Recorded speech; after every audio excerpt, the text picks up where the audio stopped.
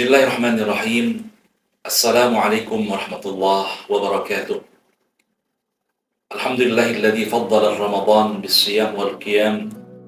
Wassalatu wassalamu ala khairil anam Muhammadin sallallahu alaihi wasallam. Amma ba'd. Banyak nikmat Allah yang kita terima.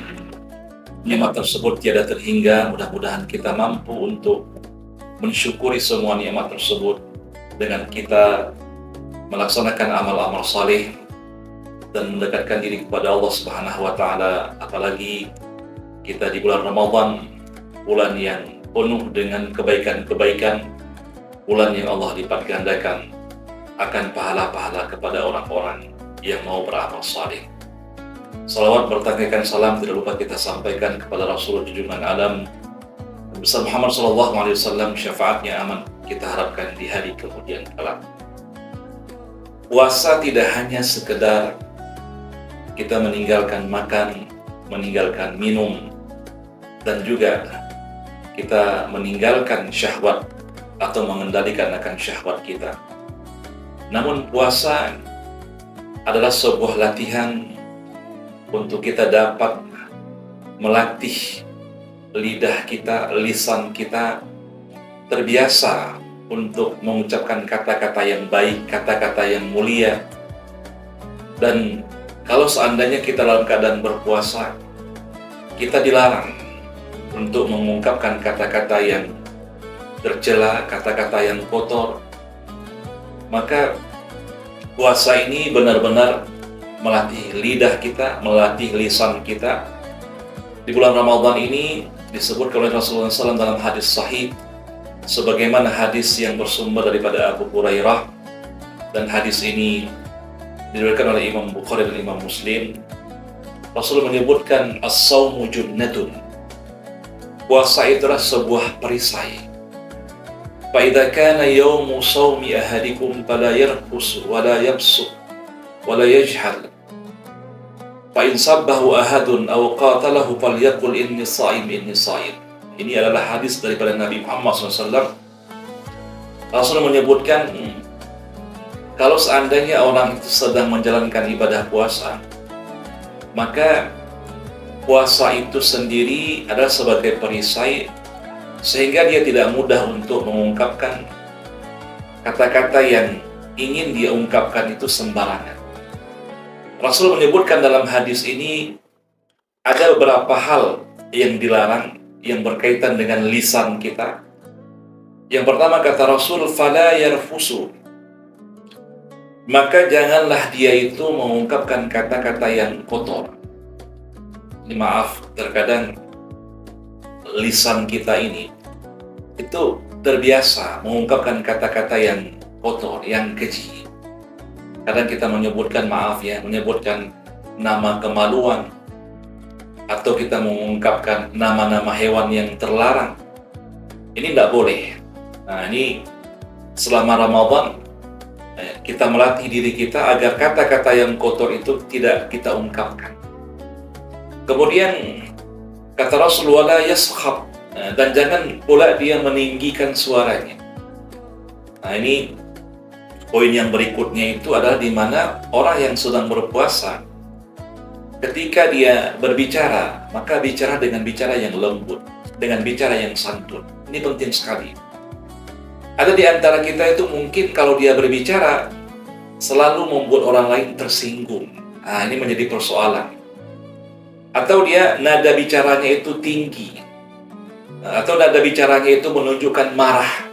Asal sedikit ada hal-hal yang tidak disenangi oleh dia, maka dia meninggikan suaranya dan menunjukkan akan kemarahannya kepada orang lain. Selama Ramadan, hal ini tidak boleh kita lakukan. Dan selama Ramadan, suara kita harus suara yang lembut, suara yang bagus, suara yang dapat menyenangkan orang lain.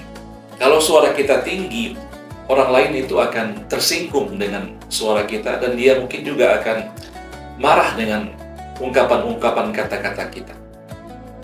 Kemudian kata Rasulullah SAW, wala yajhal, dan janganlah dia itu berbuat sesuatu hal yang dia tidak mau tahu. Kadang ada orang ngomongnya itu ceplas-ceplos, ya, ngomong apa adanya. Dia tidak melihat orang yang di sekelilingnya. Dia tidak mengontrol akan lisannya. Dia berbicara sesuai dengan apa yang dia inginkan. Ini harus kita ingat bahwa sebenarnya kata para ulama, kata Hasan al-Basri, al-mu'min yatakallamu min wara'i lisanihi. Orang yang beriman itu ketika dia berbicara, maka bicaranya itu dikontrol oleh hatinya, dan lisannya itu berada di belakangnya. Perkataannya itu berada di belakang lisannya, bukan perkataannya duluan, tetapi perkataan itu belakangan. Yatakallamu biqalbihi, maka dia pertama dia renungkan dulu dengan hatinya. Kalau seandainya kata-kata itu baik, takallama bihi bilisanihi, maka kemudian baru dia berucap dengan lisannya. Seringkali, mohon maaf, tidak ada di mana orang itu ketika dia berbicara, dia tidak merenungkan apa yang dia ingin bicarakan tersebut. Dia tidak ingin tahu ada orang yang tersinggung dengan ungkapan kata-katanya. Ini disebut dengan yajhal, di mana dia tidak mau tahu. Ada memang tipe orang-orang seperti itu, maka selama Ramadan, hal yang semacam ini kita dilarang untuk melakukannya. Kemudian poin terakhir kata Rasulullah, فَإِنْ سَبَّهُ أَهَدٌ أَوْ قَاتَلَهُ فَلْيَقُلْ إِنِّي صَائِمْ إِنِّي صَائِمْ. Kalau ada orang yang memancing kita, yang dimana dia itu memaki kita atau mencaci kita, bahkan dia mengajak kita untuk bergaduh, mengajak kita untuk berkelahi, bagaimana kita menyikapinya? Maka katakanlah kepada orang-orang yang melakukan akan tindakan tersebut, apa kita sampaikan kepada dia? Saya sedang berpuasa. Saya sedang berpuasa. Maka jawaban ini menunjukkan bahwa kita tidak terpancing dengan cacian yang dia sampaikan kepada kita. Apa yang dia ajak kita untuk mungkin berkelahi atau untuk bergaduh, kita tidak terpancing untuk bergaduh. Makanya kembali kepada yang di awal tadi, bahwa puasa itu benar-benar menjadi perisai kepada kita. Sehingga orang-orang yang berpuasa itu, dia tidak mudah melakukan tindakan-tindakan yang buruk, tidak mudah untuk mengeluarkan kata-kata yang kasar, kata-kata yang buruk, kata-kata yang dapat membuat orang tersinggung. Maka di ujung ini menunjukkan kepada kita betapa kita juga harus menahan lisan kita, menahan emosi kita.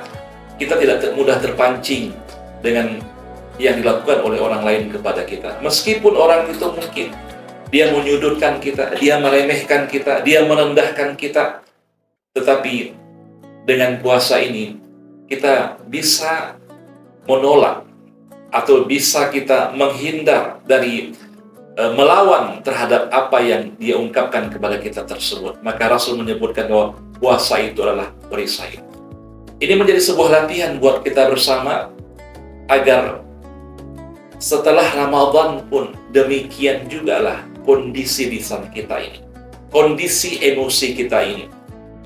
Tidak hanya di bulan Ramadan, jangan nanti hanya di bulan Ramadan saja. Ada yang mengatakan, ada orang ngajak kita mungkin berkelahi di siang hari, atau dia mencaci kita di siang hari, dia katakan, ini dia caci kita sampaikan kepada dia, maaf, nanti malam kita lanjutkan. Nah, itu tidak boleh. Jadi seharusnya ini latihan. Ramadan ini melatih lisan kita. Ingat, banyak sekali orang itu terjerumus masuk neraka, itu disebabkan karena dia tidak bisa menjaga lisannya. Nah, jadi banyak orang yang tersinggung dengan lidahnya, apakah dengan cacian, apakah dengan makian, apakah dengan mengungkapkan kata-kata yang kotor, kata-kata yang kasar. Bahkan ada seorang perempuan, ini sebuah kisah yang suka luar biasa, kisah pendek ya. Sebuah hadis menunjukkan ada seorang perempuan meninggal dunia. Kata Aisyah, ya Rasulullah, si fulan itu meninggal dunia, pasti dia masuk surga. Kata Rasul, enggak, dia itu masuk neraka, kata Rasul. Maka Aisyah mengatakan, ya Rasulullah, enggak mungkin dia masuk neraka, karena dia malam hari sholat sepanjang malam. Dan di siang hari dia sering berpuasa sunnah.